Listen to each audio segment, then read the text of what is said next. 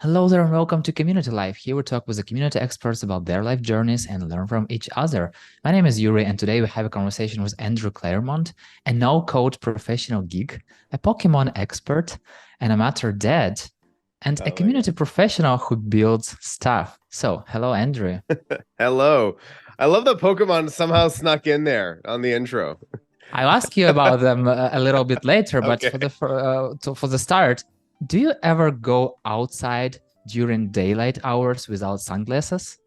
Oh my gosh. I do, but not if I can help it. That's an astute observation. I usually have one of like five pairs of sunglasses on. Um, yeah, it's a thing. It's a thing. Tell me more about those. Why do you have only five? Why do I have only five? Um, so some people really love spending a lot of money on sunglasses. They'll go get Ray-Bans or whatever. I learned early on to not do that. Hmm. Uh, there was a moment in high school I remember where I was just walking across the field. I turn around, heard someone yell, "Watch out!" and a frisbee hit me right on the nose and snapped my sunglasses in two. And ever since then, I've been very much on the buy lots of cheaper sunglasses and skip the expensive stuff. You're gonna lose them. You're gonna break them. So that's how I ended up with a bunch. How, Yeah. how many frisbees did you receive since then? I have not indulged in frisbees since that moment. Scarred for life. Nah. It's definitely the frisbee moment of my life so far, and I'd like to keep it that way. I Don't can need to imagine repeat it. one smash frisbee. Yeah, no, Well, no yeah, more, no just more. Be prepared. such a perfect moment. You can't top it. And what is your favorite one pair of sunglasses? Mm. So I'm a big fan of the brand Gooder. Hmm. They make sunglasses for mostly for runners, but they're very lightweight, Hmm. and they have a pair called Ginger Soul, which as anyone who's watching the video version can tell, I'm very much a ginger. Uh, and it's just like this pure black, just like a very classic 80s style pair of sunglasses. I love those. I love that style. Ginger soul. Ginger Soul is completely black. Um, they're a good pair. They fit me well. Do you agree that ginger soul is completely black? Not really, but at the same time, these glasses spoke to me on a very deep level when I saw them for the first time. So there has to be something there. Uh, yeah. I can imagine. I can imagine. And on some of your social media accounts, you have a handle NDMCI. Yes. So what Yes. MCI stands for? So MCI is it's the first three letters of my last name, like the last name that I was born with. Hmm. And Claremont is actually a name that we came up with, my wife and I, um, before our daughter was born. Hmm. I think a little over 3 years ago, we decided that we wanted to have a family name, but we wanted it to be shared. We didn't want to use either of our last names. Mhm. Um, and so we came across the name Claremont. Really, really liked it. It has a little bit of my wife's family name in it. And I liked that it was kind of French, which is it felt like a nice little nod to my French Canadian heritage. So we went with that. And I'm Andy Claremont everywhere instead of Andy McElwain, which is my um, previous last name. And that's where the MCI came from.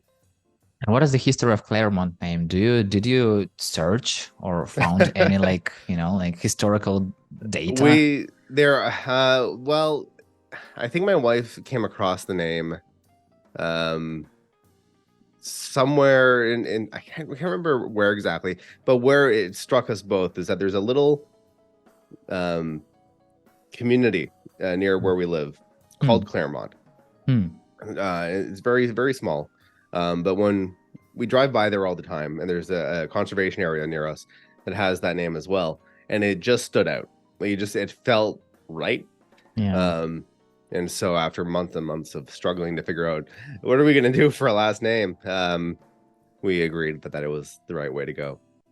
You were driving just through it every day, and Yeah, like, yeah, we're what just to driving choose, by you know? constantly. Like, Yeah, we always do these little road trips in our region, and we're driving by this place all the time. And yeah, just one day as we were driving by, it's like, you know what? That's a really nice name, and it kind of fits what we're looking for. So we stole it.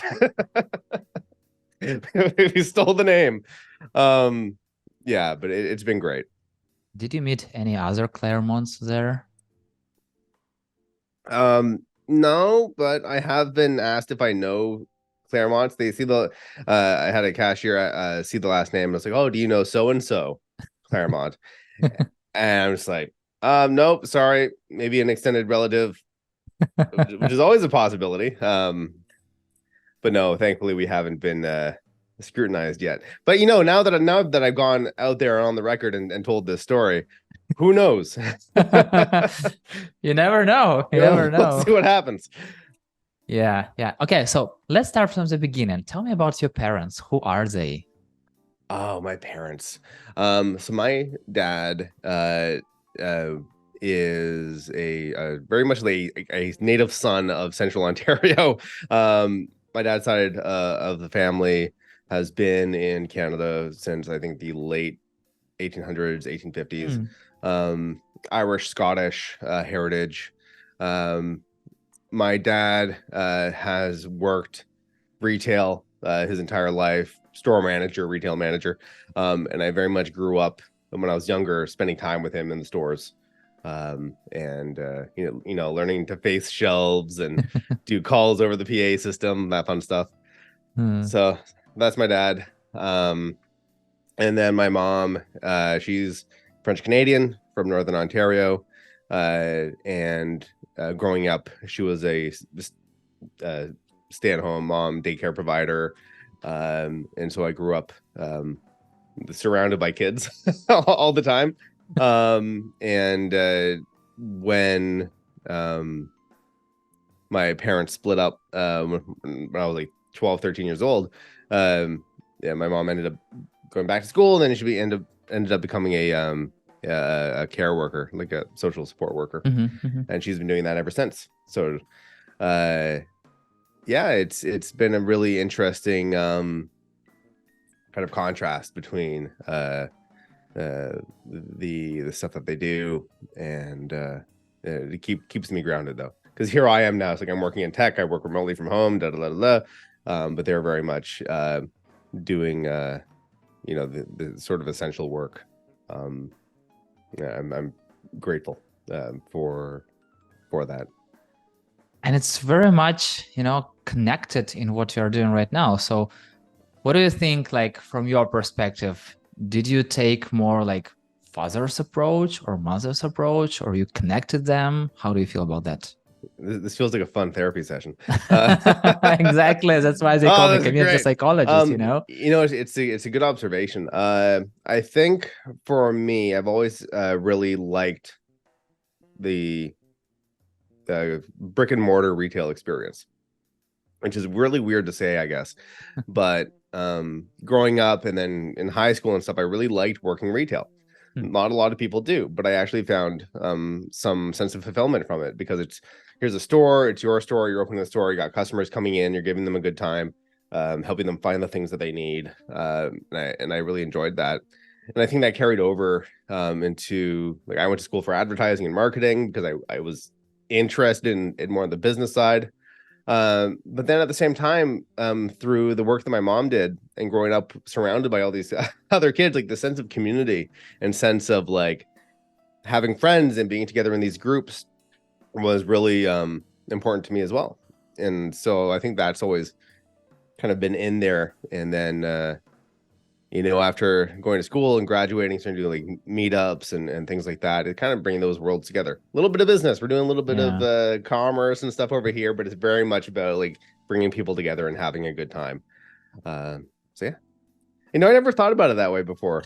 Yuri, we just started talking and already we're Yeah, finding these insights. we will jump even more into therapy session just a little later. Oh But boy. how Oh do you boy. sell to a friend? How do you sell to a friend? I'm a terrible salesperson.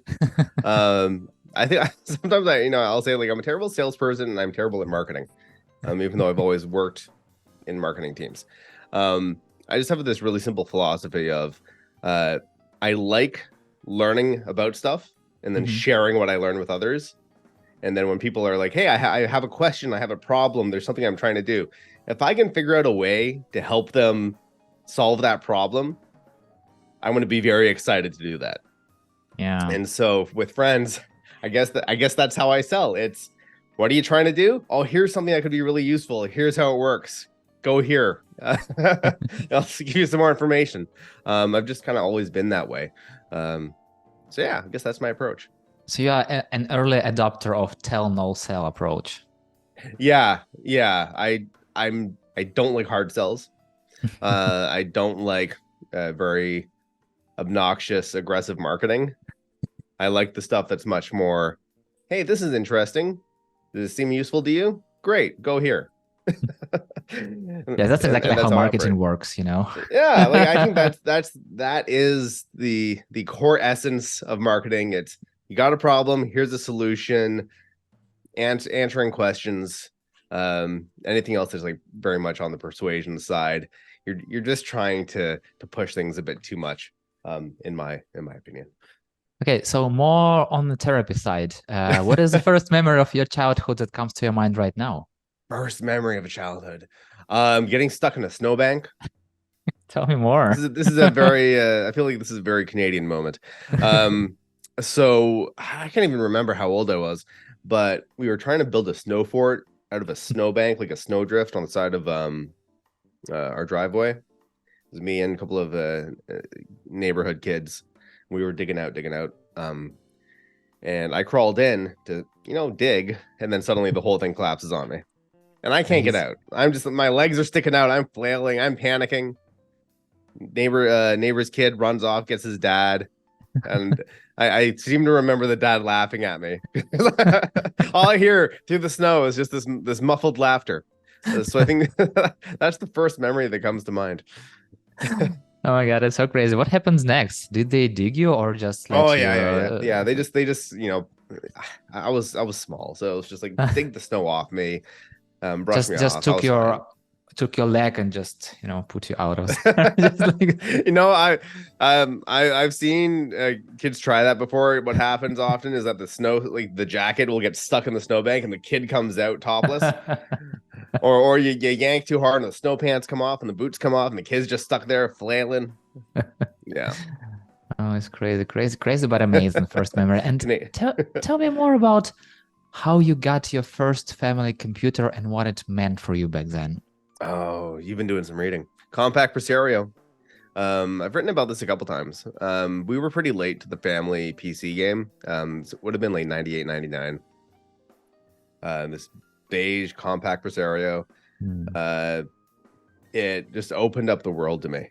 I think within a couple of months, I was like jumping onto fan sites and message boards and posting and building fan sites about like Pokemon and other games and stuff. Man, up until that point, my only exposure to computers had been through school and through the public library. But once we got that into the house, such a game changer. And I think it was not long after that I started like mucking about with just like building simple web pages, not understanding how any of it worked, but like finding services, Max Pages, Homestead, Fortune Cities, those types, and just figuring out, how can I build a web page? How can I put information on the internet? Which, it's kind of like, even there's that basic marketing philosophy back when I was like 11 years old, 12 years old. I'm going to find all this information about stuff. I'm going to put it all together, and then I'm going to put it up on the internet, and maybe it'll be helpful for somebody else. Yeah, big milestone. Why having your own computer was a game changer? Well, going from the family computer to the personal computer. Yeah, let's start with connection from library computer to our family computer. Just the access. When you're on the library computer, their school computer. It's locked down. Ah, okay, got There's it. only so much that you can do, and there's only so much time that you have access to it. So it's like a teaser of what's possible. Mhm. But once you have a family computer, you have a computer in your house, suddenly you're able to really explore. And for me, it was like exploring both the operating system and the computer itself, figuring out all like the options and settings and the file system, and just like going exploring on the computer. But then you also have access to the internet, as slow as it was back then, and just there's so much being available. And for me, it really was like message boards, forums, fan sites, Yeah. finding information about things that I was interested in as a kid, and then finding other people who are interested in the same stuff. I feel like currently to go explore internet may be super cruel for a kid. So what was the Yeah. craziest thing you've met for the first time in the internet? I sticking with the Pokemon stuff because I was quite young. Okay, okay. There, there were some really cool fan sites that people had built. I remember there's one fan site that I had found through I think it was through Yahoo, Hmm. of all things. There's a throwback. Hmm. They didn't have a domain name or anything. It was just an IP address, but they had this amazing collection of just Hmm. and just media compiled all into this one site. And it was obviously just like a passion project from a fan. But I thought it was the greatest thing ever because it was just so much stuff put onto this one Yeah. site. It felt like I was finding this little treasure trove. Um, so there was that, and then finding similar sorts of sites. Back in the day before you had the Wikipedias and the fandoms and all these other sites, like these fan sites were it. And then finding the message boards through those fan sites, finding those fan sites, their communities, um, and all the conversations going on there. Are you still a Pokemon fan? Oh my gosh. Um, you know, I grew out of it like a lot of people do. But now what's interesting is um our daughter's about to turn 3. And over the past year, her spending more time with other kids at school, um, and kids in the neighborhood, and you have some of these older kids who are like, 6, 7, 8. They're all still very much into Pokemon. And I thought when I was a kid, the Pokemon wouldn't last long. It's like, you know what, I'll grow up and Pokemon will fade away. But it has not. And so it's been fun kind of seeing this world that these kids are in now with Pokemon and these franchises that were around when we were kids, but it's at a whole other level today. And so I'm kind of rediscovering it Hmm. vicariously through my daughter and her friends. So that's been fun. Who was your favorite Pokemon? Oh, Charmeleon. Out of the original 151, Charmeleon was my favorite. I'm unabashed nerd here. So anyone who watched the original animated series, Charmeleon had a little bit of an attitude problem, and that resonated with me at the age of like 11 or 12 or however old I was. Yeah, and it kind of kept being my favorite. And even on the game, like the Game Boy game, I just I never let my Charmeleon evolve. Just kept Charmeleon as Charmeleon. I just found him endearing. So yeah, Charmeleon, top Got pick for it. me. And what about world history? World history, I owe my interest in that to my wife. We just got back from Paris. We were at No Code Summit 2 weeks ago, Mhm. spending a lot of time at the various museums. Went out to Versailles, and there's something about seeing these places and things in person that you hear about, you read about, you watch YouTube videos about, but then to be in these places, like not to throw a Hamilton reference in there, but to be in the room where it happened, it is quite something because you Mhm. feel it. When we were at Versailles, we did a little behind the scenes tour of Marie Antoinette's apartments, and it feels so much more real and intimate when you see Mm. that in person. And so it's kind of like what world history, it's why I'm interested in a lot of that stuff, because it's these moments in time, and when you start looking at parallels, like the timeline, what was happening in different parts of the world at any given moment in time. I just find it so fascinating, because there are aspects of it that resonate today, Mhm. and the dynamics between cultures and people and how we interact and how we respond to events. You look at our history, what's happened 100, 200, thousands of years ago, we still have that sort of visceral aspect to Mm. uh to how we interact as people. Yeah, I just find it really fascinating. Is there a place or maybe places you like to revisit while you're in Paris, or do you always find something new? This was my second time in Paris, so most of it was new. Um, we did revisit some of the spots that I had briefly explored last year, but especially in Europe, I love traveling to Europe. It's a haul for us coming in from Canada, Mm. but I do love experiencing something for the first time. So Mm. that you can't, that first exposure. Maybe the first time I was in Hamburg, for example, uh, fell in love with that city. First time seeing it in person versus just photographs. You're not going to recreate that first feeling, no matter what you do. And I love that. Going to a new place, discovering it for the first time for yourself, and just having that feeling. How do you prepare for a trip to a new place? Oh, good question. There's how I prepare, and there's how my wife prepares. And we end up in a sort of a sweet middle ground. So I'm pretty loose when it comes to travel and itineraries. I'll have like some rough idea of where I want to be, Mhm. but I'll usually be very loose. My wife is much more structured, Mm. thankfully. Um, Especially in Paris, where you have to book ahead for everything. Exactly. But we try to, get through all the major touristy stuff and then have time to explore. And I really enjoy the moments where you can just sit down and watch Mm. versus like just kind of rushing from one place to the next.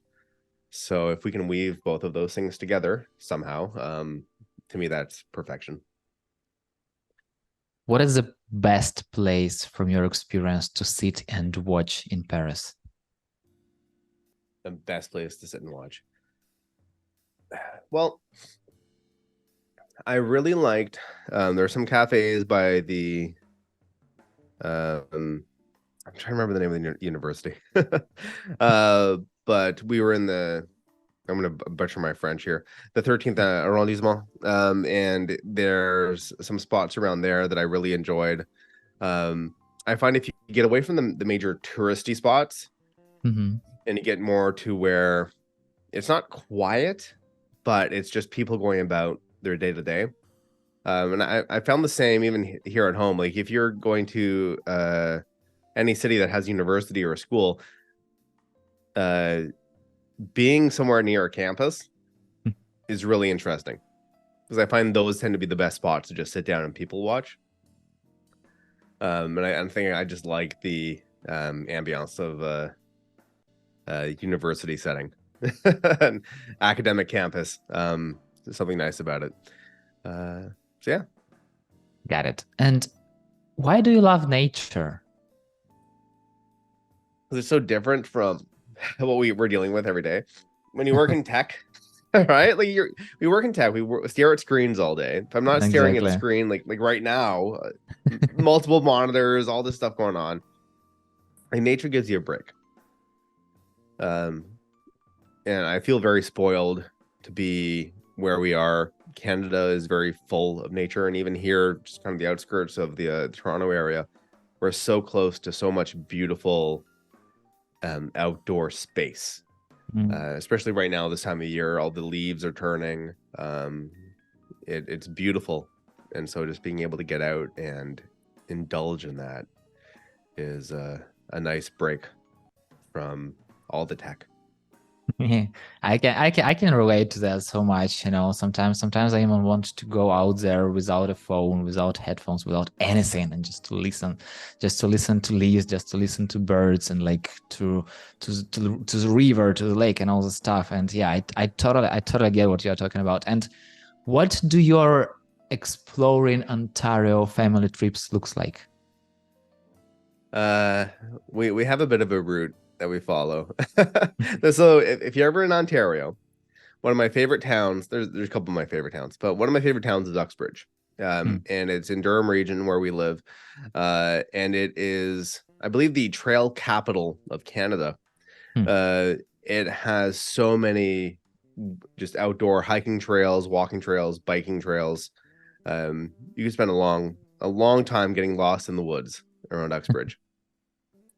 Um, and so we'll usually head up that way, but we also love going out towards Kingston, Hmm. home of Queen's University, Royal Military College, beautiful historic town in Ontario. And around there, you have the Frontenac Highlands north of Kingston. It's absolutely beautiful, very rugged, rocky terrain. It's wonderful. And then to the southwest, you have Prince Edward County, which is it's a bit of a nascent wine country area. We love going out there too, especially in the summer, visiting wineries and cideries. Um, yeah, you just sit and listen. Just sit and listen to the wind blowing through the trees.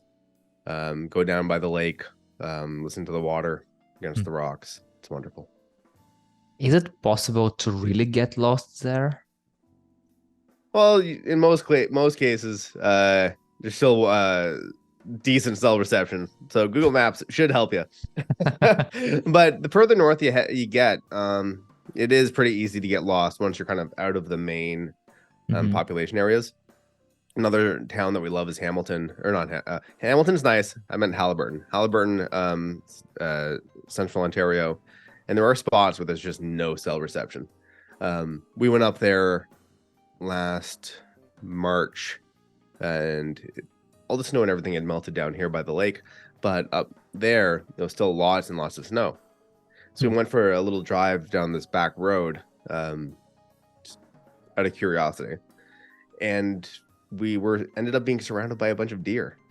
we were just on the road driving. I look out the window, and there's just deer walking through, crossing the road. It was a weird Snow White moment. But yeah, that's the sort of stuff that's just around the corner from us, and it's great to experience in person.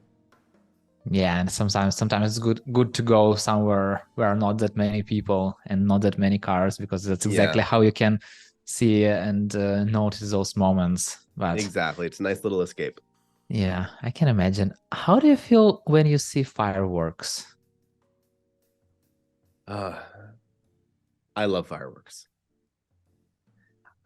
I think it's a good fireworks display, one that's been kind of crafted, Hmm. uh is a work of art.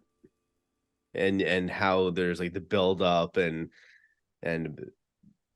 you can have these moments of like dense fireworks, um lots of different color, lots of different the kind of pacing, Hmm. and then it quiets down and then it comes back up.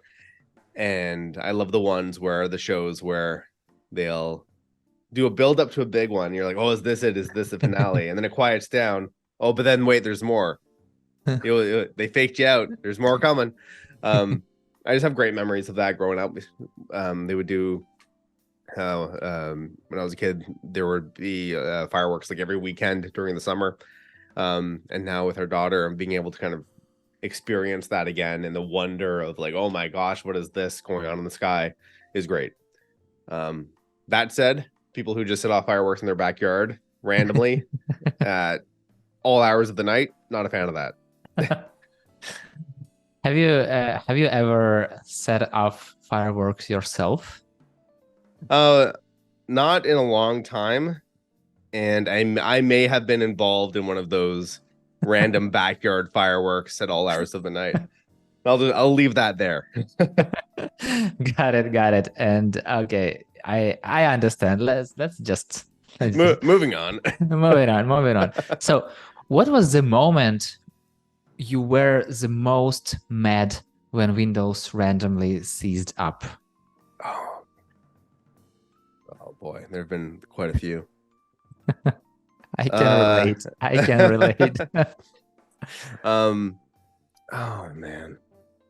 There have definitely been moments where working on projects and like the next autosave is about to kick in. I think back to the days before autosave was really a thing and you just had to remember to save. Yeah. Oh man, there have been so many. Or back when I was doing web development, just like front end development work, having when you have this, like, your setup going and you're in a state of flow. It's like you're working on something, you're writing some code, you're building things out, and suddenly it just all ceases up, and you get that like, oh, Windows has encountered an error, and it just takes you right out of it because you know you're going to spend the next like 5-10 minutes just trying to get back to what you were doing, and hopefully, assuming you haven't lost a bunch of work. So it's things like that. It doesn't happen as frequently as it used to, though. So knock on wood. It's been pretty good so far. Do you have this finger memory of Control plus S? Oh boy. Yeah. Yep. I still do it. I know I don't need to do it, but I still do it.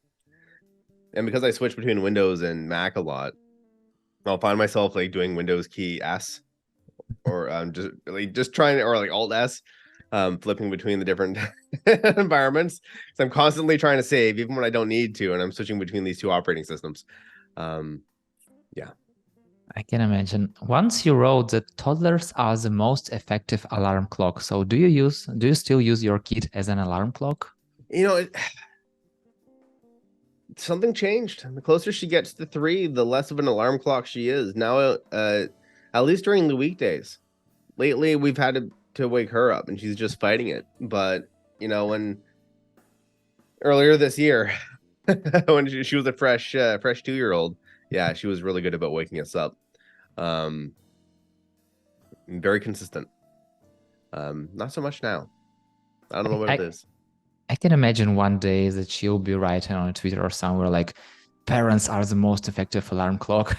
Well, you know what? She's gonna start school next year, so yeah, it's gonna be sooner than she thinks. It's coming. Yeah, it's coming. Exactly. What kind of dad are you? I hope I'm a good one. I hope I'm a decent one. I'm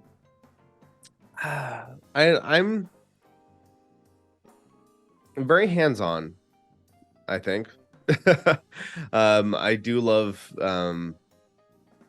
doing things with my daughter. So, drawing, painting, crafts. That was a very big part of my childhood, and I love doing that sort of stuff. And so being able to do that with her is probably like a highlight for me, because it's like it's a little bit selfish too, because like, oh, I get to like sit down and draw and color and do these things that I wouldn't have an excuse to do otherwise. But yeah, I think those moments, and just trying to capture as much of it as possible right now, because when you don't have kids and you hear parents talk about how quickly they grow up and time flies, to actually experience it yourself, it's so different. It's very, very true. She's almost 3, and I look at photos of her being an infant, and it's like, where did that go? Probably didn't last long at all. I wanted more time with her as an infant, but you also love seeing them grow up. So just trying to embrace that as much as possible. It's so fun, I remember when my parents told me like time flies, and I was like, no way time flies. I have the whole school week or something like that. It's just impossible. And then like having 11 years old kid, like, oh my God, he was just born yesterday now. Like, right? Now he's fighting with me because he wants to play games instead of learning. Crazy. Yeah. But yeah, I totally get it. And what was the latest thing that you've made together? Oh, the latest thing, we were doing some painting the other day, and every time we do painting together, we always do like kind of work off the same canvas, if you will. So we were doing that yesterday morning. It's just honestly we try to do it every day. We're gonna do some coloring, we're gonna do some Play-Doh, we're gonna do some painting, something. Yeah. Why do you love painting? Oh, I was really into the arts as a kid. I was an art student and always enjoyed it. It was always kind of therapeutic. Mm. Just as an escape, and I love doing like landscape paintings and that sort of stuff. And as I got older, just kind of lost it. I have all the materials. I just never really had the time or made the time for it. And now with the kid being able to do it again, it's been great to kind of get back to that. Good excuse to get back to that. Exactly. Yeah. I feel like parents are usually using their kids, to play Lego, to play video games, to paint, to watch cartoons. Exactly. They're like, oh, I'm grown up, I'm not into that. And then like, yeah, oh, no, I was doing not it for with me. my It's for my kid. kid. It's for my kid. It's totally not for me. It lies. It's for Exactly. both of us. What is your favorite homemade dessert? Favorite homemade dessert? Ooh, I love a good like apple pudding, like English toffee pudding. A lot of that to the stuff my mom would make growing up. The stuff that's full of sugar and flour and is absolutely terrible for you. I love those things so much. A little bit like nice and warm, bit of French vanilla ice cream. It's the best. It's the best. I can imagine. And who usually makes it right now? Right now, we haven't done a homemade dessert in a while, but I just got a recipe from my mom. So, I think I'm going to be the next one to jump on that. That said, I have to say my wife makes an amazing chocolate chip banana bread, espresso chocolate chip banana bread. Yeah, that's a trademark for our household. And I feel like right now it's your favorite homemade dessert. Yeah, I mean it's definitely the most recent. I can imagine. Yeah, it's fantastic. It doesn't last long. Yeah, it's just out of the oven and like it's gone. Yeah. Pretty much. Yeah. Andrew, I really wish to have the sky as the limit to our conversation, but time is the limit. So let's jump to the rapid fire questions. Okay. Autumn or spring? Autumn. Drive or walk? Ooh, drive. What are your favorite color and song? Color and song. I love blues. And song. I still got a soft space in my heart for some of the classic Bare Naked Lady songs. Old Apartment, Light Up My Room. Yeah. Got it. If you were a superhero, what superpower would you have? Oh, this is easy. Telekinesis. Come on. Move things with your mind. Close the door without having to get up. It's great. I can imagine. Yeah, take everything, like sitting on the sofa and like exactly. Just wave your hand around. Use the force. It's great. Yeah. Who do you learn from in the community world? Name just one person. Oh my goodness. There's so many great people, but I gotta give a shout out to Rosie Sherry. She does so much good stuff, and she's coming at it from every direction. Community, like pure community spirit, stuff tied to community for work, community for life, and her new place. I love aesthetically the architecture and the design. Rosie, you're just killing it, Rosie. You're doing so much good stuff. I'll just cut this moment and send right exactly to Rose. So.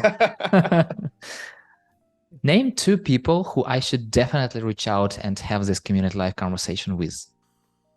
Scott. Um, why his last name is escaping me now, I don't know, but Hmm. it's Scott. Okay, Um, I will try to find any Scott I can find. and you've already interviewed Max, right? You've Max Pitt. yeah, you've done the And community if it's podcast. Scott Baldwin too. So, Oh, you just got okay. but it's I'll get okay. back It to you on that. counts. It I counts, you have know? a list of names of people I follow. I will get back to you on that. I will definitely ask you. And is there one question that I definitely should have asked you but didn't? Oh my goodness. Um, you're very good at going deep on the questions. I'm not sure. Uh, no. I think you hit just the right questions. Got it. Thank you very much for your kind words, Andrew. Yeah. And it was such a fun conversation, you know, like I was preparing, I was getting like all this information, and you just made it so easier for me to talk to you, even though we didn't meet like on a camera before. And you're just so fun and open and honest and interesting person. So yeah, thank you very much for this I conversation. appreciate it. I just loved it, you know. Thank you for the time. Thank you for having me. This has been great. Definitely not the questions I was expecting, and I love you for that. Thank you so much. Thank you very much, and see you in the community world.